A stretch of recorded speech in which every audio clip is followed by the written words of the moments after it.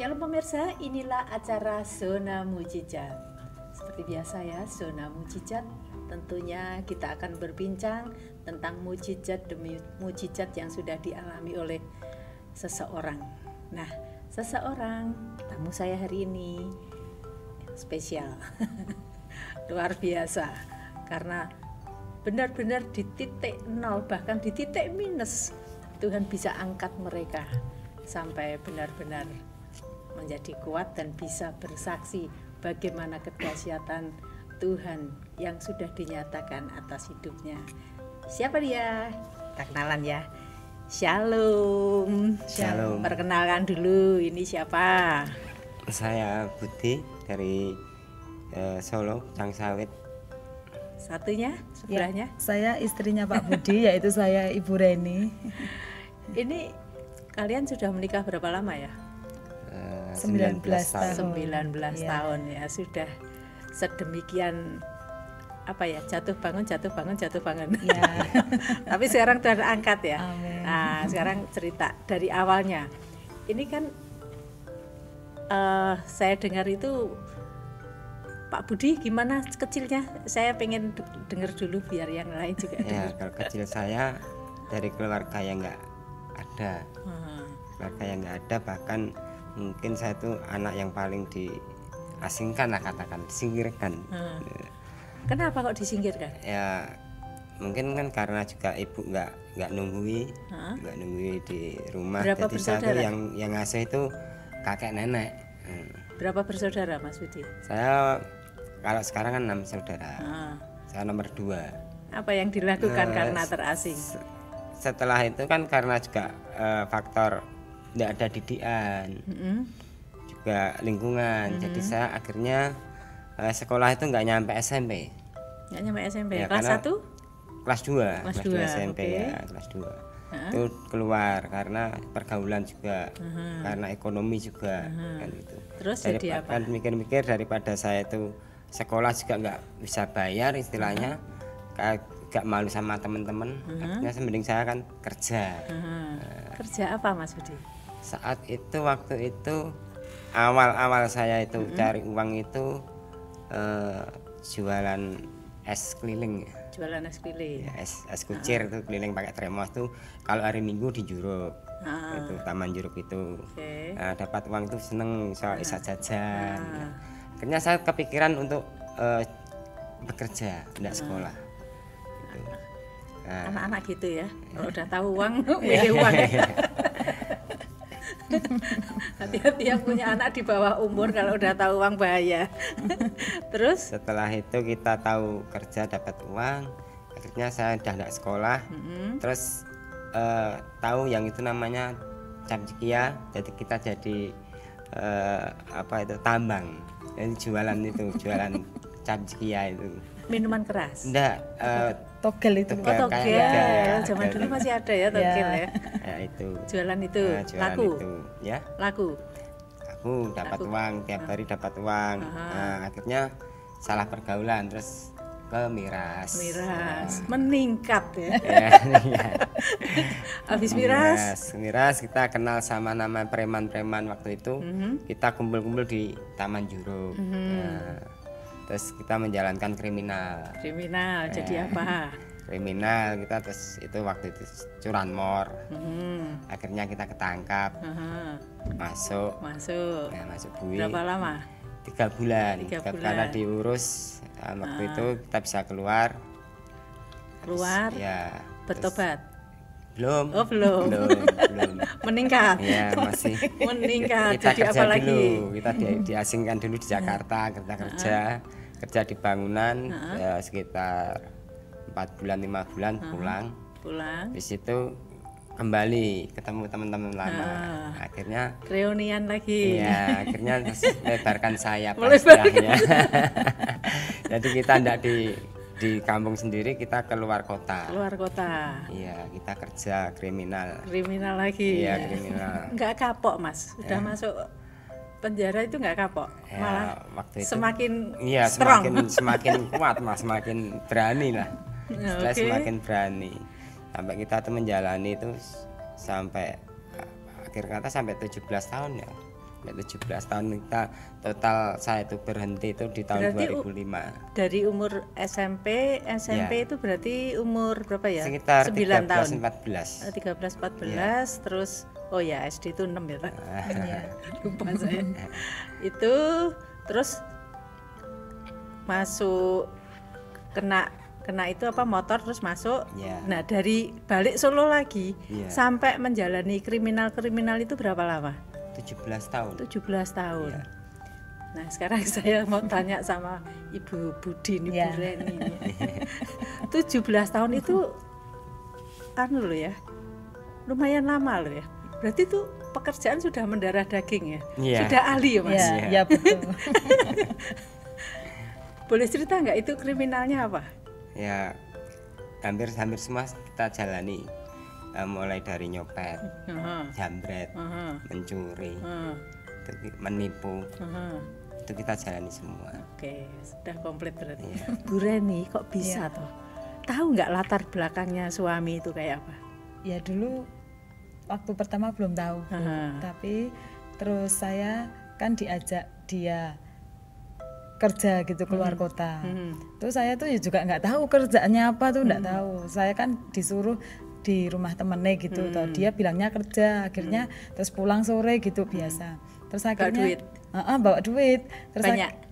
banyak juga sih. Terus terus yang membuat saya tuh bertanya-tanya tuh kan gini, waktu malam hari itu kan waktunya mau tidur lah, terus itu kok disuruh ayo cepet-cepet kita pergi gitu. Lu pergi kenapa? Lah ternyata kan dia kan kena penipuan itu loh, Bu. Lah ternyata dia mau digrobyok di situ gitu. Terus akhirnya saya tuh berdoalah sama Tuhan. Tuhan, mungkin saya tuh diperhadapkan seperti ini tuh tantangan buat saya gitu. Akhirnya tahu. Iya, saya tahu pekerjaannya. pekerjaannya tuh tahu. Tapi Akhirnya dari situ. dari situ juga terus saya udah tahu itu toh, Bu. Terus akhirnya saya tuh Berarti sudah belum menikah jadi berapa? belum. Saya belum menikah. Terus akhirnya saya tuh ya minta sama Tuhan, kalau Tuhan percayakan dia jadi suami saya, pasti Tuhan akan ubah kehidupan dia menjadi yang lebih baik lagi gitu. Terus akhirnya itu remanya atau gimana? Itu dari hati saya sendiri, Bu. Saya tuh kalau menikah sama, kan saya tuh dari menikah sama ini dari tadi loh. Saya kan sama pacar saya, terus saya kalau ada yang mau sama saya juga mau gitu ya. Putus terus akhirnya ketemu dengan Mas Budi, terus akhirnya kalau dia suka sama saya ya saya mau lah dari menjadi istrinya dan menjadi yang terbaik gitu loh. Berarti Mas Budi ketemu Reni cinta. Iya. Oke. Terus kalau yang satu karena pokoknya kalau ada yang mau cinta gitu, saya. Ya, oke. Ya. Kehidupan luar biasa ya. Akhirnya kalian menikah, akhirnya tahu akhirnya. Ya, saya menikah. Nah, berarti itu, sebelum menikah sudah tahu. Saya sudah keluarga tahu. Gimana itu keluarga? Keluarga apakah saya enggak boleh. Tahu juga, ibu saya juga tahu. Terus akhirnya ibu saya tuh bilang, "Mbok wes gini aja, nanti kamu enggak usah nikah Kristen lah gitu, nikahnya usah.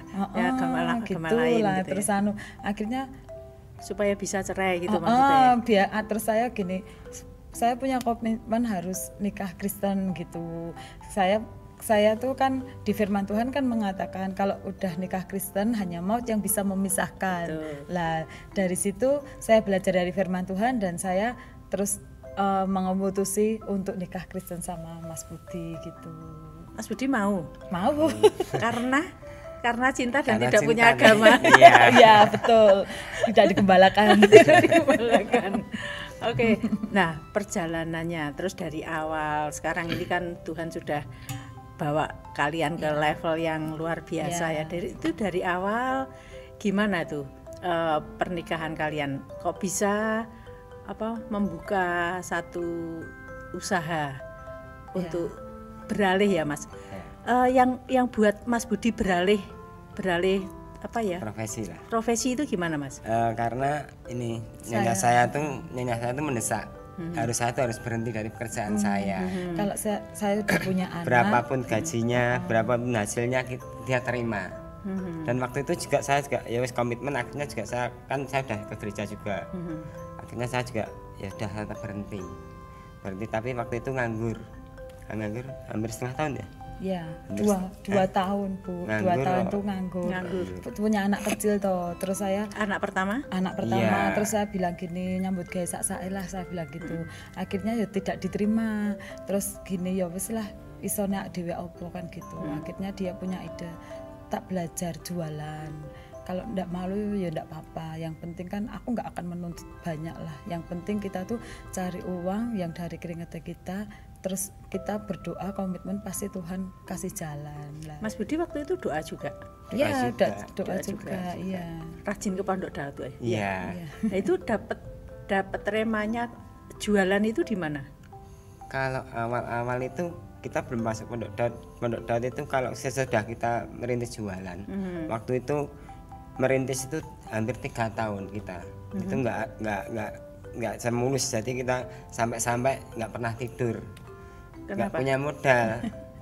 Harus modal sekali itu harus jualan harus habis untuk modal besok. Iya. Itu dari kalau kita matang siang langsung kita bungkusi, kita kelilingkan. Nanti sore pulang buka warung, tunggu sampai jam 1 jam 2 ndak habis, bungkusi lagi, kelilingkan sampai pagi. Paling tidur 1 jam 2 jam. Tidur. Bangun ya cari dagangan keliling. Itu setiap hari ya. Setiap hari. Terus perjalanan berikutnya gimana? Kok bisa terus? Akhirnya kita juga kan waktu itu kita aktif ke gereja. Terus akhirnya ada pondok daud itu, terus saya pondok daud waktu itu. Saya pondok daud tiap malam pondok daud. Pulang jualan mesti langsung berangkat pondok daud. Malam di pondok daud.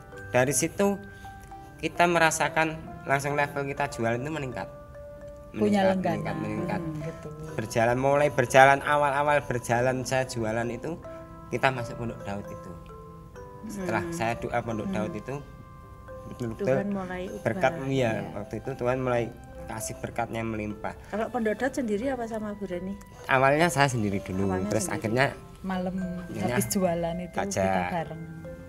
Habis jualan pasti kalian pasti ke pondok iya daud. pasti Ya, tiap jam malam. Jam 10, berapa? jam 11. Jam 10 jam 11. Ya, Iya, walaupun hujan Dulu tetap yang berangkat. namanya pondok daud itu 24 24 jam. jam ya. Pondok daud itu tempat penyembahan ya saudara di GPI Keluarga Allah. Di situ kita hanya menyembah aja. Sekarang pun yang onset masih ada, cuman hanya sampai jam 10 malam aja sih. Ya. Nah dari situ Tuhan terus bawa akhirnya. Berarti jualan apa? Rica ya. Sekarang dari apa ya istilahnya sampai sedemikian rupa sekarang. Oh ya, ada satu lagi hal yang mau saya tanyakan itu soal rumah. Iya. Nah, itu kalian dari tidak punya tempat sekarang punya tempat itu gimana tuh ceritanya? Ya kita nggak punya tempat, kita cuman itu dulu itu ninggalnya di tinggalan nenek rumah. kakek. Tapi cuma satu ruangan satu Atap. paling ukuran 2,5 meter sampai 3 meter. 2,5 meter 3 meter ukurannya cuma seperti itu. Kita kan juga merasa apa nggak anak-anak Nggak masa nyaman kan. Terus akhirnya dengar juga itu waktu itu tanah udah dibagi-bagi dan kita nggak dapat bagian saya. Nggak Saya- protes. Saya Terus yang sama. nyonya ini, Dibilangi. dibilangi.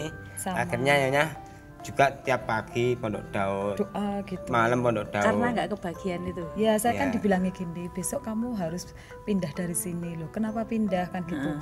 Ini udah di sertifikat, punya kakaknya, punya lek-leknya gitu. Terus akhirnya saya nek pindah lah nanti ngontrak saya gitu. Tapi saya tuh dalam hati tuh saya berdoa sama Tuhan, kalau saya mau pindah di tempat ini, mosok saya mau ditempatkan di mana sama anak suami saya. Saya tuh berdoa, aku percaya Tuhan nanti kalau saya pindah tempat ini saya sudah punya rumah sendiri. Akhirnya kan setiap pagi itu saya ke pasar Bu. Ke pasar kan ada belanjaan, ada Solo Grand Sale ya itu ya. Nah di Solo Grand Sale itu saya tuh iman saya yang mengatakan bahwa rumah itu milik saya. Padahal itu belum diundi, belum diapa gitu. Terus saya tuh pokoknya iman saya, Tuhan, aku percaya bahwa rumah itu milik saya. Saya imani dan saya doa terus, Bu. Tiap malam saya doa. Terus akhirnya pengundian itu juga saya tuh bersyukur sama anak saya jam 2 kelihatannya anak saya tuh habis main barung, saya itu di tempat itu juga sih. Terus saya, ayo Kak, kita bergandeng tangan berdoa.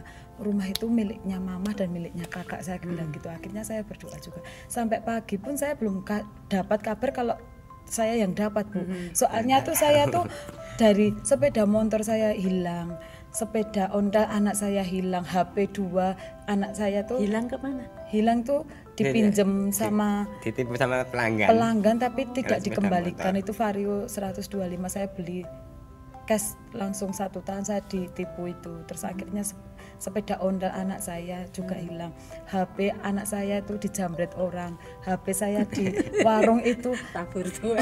Iya. Tapi terus saya percaya Makanya ini Tuhan. saya enggak marah, enggak menyesal, enggak Semua ikhlas, itu ada semuanya ikhlas. hikmahnya saya gitu. Saya enggak marah, enggak apa. Pokoknya saya bilang Tuhan, di balik semuanya ini Tuhan punya rencana buat keluarga saya. Akhirnya tuh saya dihubungi dari Kadin tidak bisa.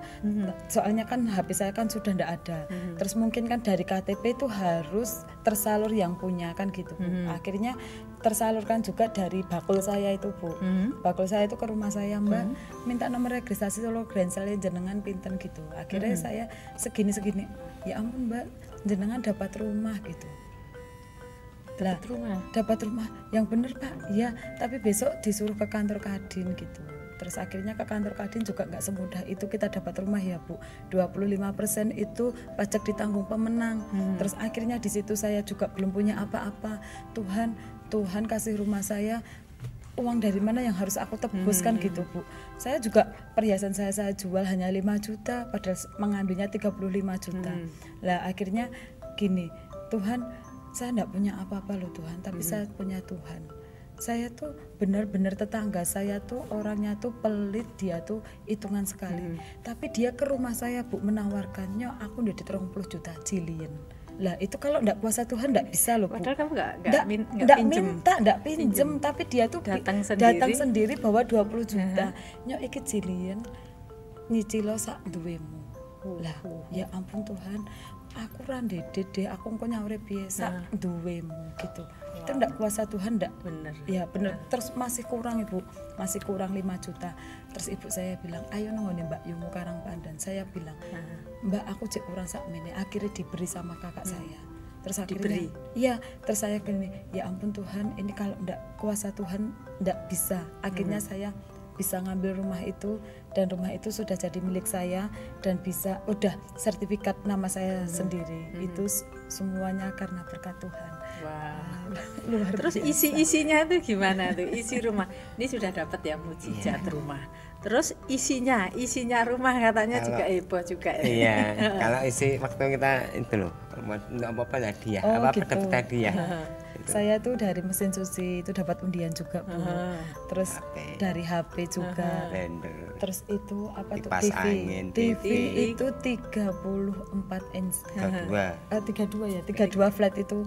Itu ya juga berkat Tuhan juga. Saya juga nggak beli. Jadi itu juga dapat hadiah. Terus saya juga bersyukurnya ya semuanya itu kan ya karena Tuhan juga. Saya juga mintanya dengan doa dan Tuhan sediakan melalui hadiah-hadiah itu, Bu, gitu. Kita belajar satu hal ya pemirsa, ini saat warisan nggak dikasih ya tenang aja, berdoa ke Tuhan, ngadu ke Tuhan. Isi-isi rumah ketika ditipu orang apa-apa juga ya sudah dikembalikan gitu juga ya. sama Tuhan. Tuhan. Jadi memang apa-apa tuh mending ke Tuhan ya. Fokusnya ke Tuhan. Maka Tuhan yang akan bilang. Luar biasa. Sekarang yang sudah Tuhan anugerahkan apa saja? Rumah sudah. Terus bahkan ini bangun rumah lagi. Lagi. Terus usaha semakin meningkat. Motor sudah punya lagi? Motor ada. Ya. Mobil juga udah. Mobil juga sudah. Wow. Itu juga kuasa Tuhan loh, Bu, mobil itu. Saya tuh satu rumah enggak ada yang bisa nyetir. Tapi teman saya tuh pengen ngelong-ngelongin mobilnya gitu. wes utangan wae bayare sak-sake. Bu, saya tuh ndak ada yang nyetir. Lah nek kowe beli apik eman-eman wajar. Ora apa-apa lah tukunen sak karepmu bayare. Lah itu kalau ndak kuasa Tuhan juga ndak bisa loh, Bu. Akhirnya suami saya belum Mobil bisa. apa? Cherry itu loh, Bu. Iya, Lah iya. itu kan buat terus akhirnya suami saya sekarang udah bisa, anak saya juga udah bisa. Terus sekarang bermanfaat juga untuk ngambil dagangan. Lah itu kan suatu berkat Tuhan juga. Benar. Wow, jadi dari anak jalanan diangkat Tuhan. Sekarang nggak punya rumah, nggak punya, sekarang ada mobil, ada warung juga baru ya. Luar biasa kerja Tuhan ya. Sekarang pesan sama anak-anak Tuhan yang lain yang mungkin hari ini sedang berjuang, apa coba sedikit? Ya, sedikit pesan saya untuk semua yang cinta Tuhan. Untuk yang pertama, waktu pribadi dengan Allah itu sangat penting. Jadi dari bangun tidur kita serahkan hidup kita kepada Allah, kita bersyukur. Waktu kita punya masalah maupun nggak punya masalah, itu ucapan syukur yang kita naikkan kepada Tuhan. Dan yang ketiga yaitu imani apa yang menjadi keinginan dan kemauan kita. Kita imani, kita bawa dengan doa, kita percaya bahwa suatu saat Tuhan akan beri apa yang kalian minta. Oke, Mas Budi. Ya mungkin kalau untuk pemirsa, untuk teman-teman saudara seiman, mungkin kita harus belajar untuk meyakinkan itu, kita harus benar-benar percaya sama Tuhan. Apa yang kita jalani dalam hidup ini, mungkin dari kita apapun yang kita, walaupun kita nggak punya, tapi percaya kalau Tuhan tuh nggak mungkin lah kita sampai tergeletak, nggak mungkin. Harus kita percaya penuh, karena kita tahu bahwa Tuhan kita Allah yang Maha punya. Oke, terima kasih sudah berbagi, luar biasa. Saya sampai terharu loh. Oke, pemirsa, sampai di sini acara Zona Mujizat ya. Tuhan itu Tuhan yang berkuasa, Tuhan yang kuasanya tanpa batas. Kita lihat ya bagaimana Bapak Budi yang anak jalanan seperti itu, bagaimana kehidupannya yang dulu hitam kelam, tapi ketika dia mau datang ke Tuhan, mau datang ke rumah Tuhan, mau bertobat, mau membuka hati, tekun, Tuhan angkat. Tuhan angkat, bahkan Tuhan berkati luar biasa. Yang hari ini mungkin sedang bermasalah, apapun juga ayo datang ke rumah Tuhan. Tuhan itu Tuhan yang mengasihi kita semua, yang sanggup membalikkan keadaan kita kalau kita mau percaya dan mempercayakan hidup kita sepenuhnya kepadanya. Sampai di sini acara Zona Mujizat. Minggu depan kita akan ketemu mujizat yang lebih dahsyat. Tuhan memberkati.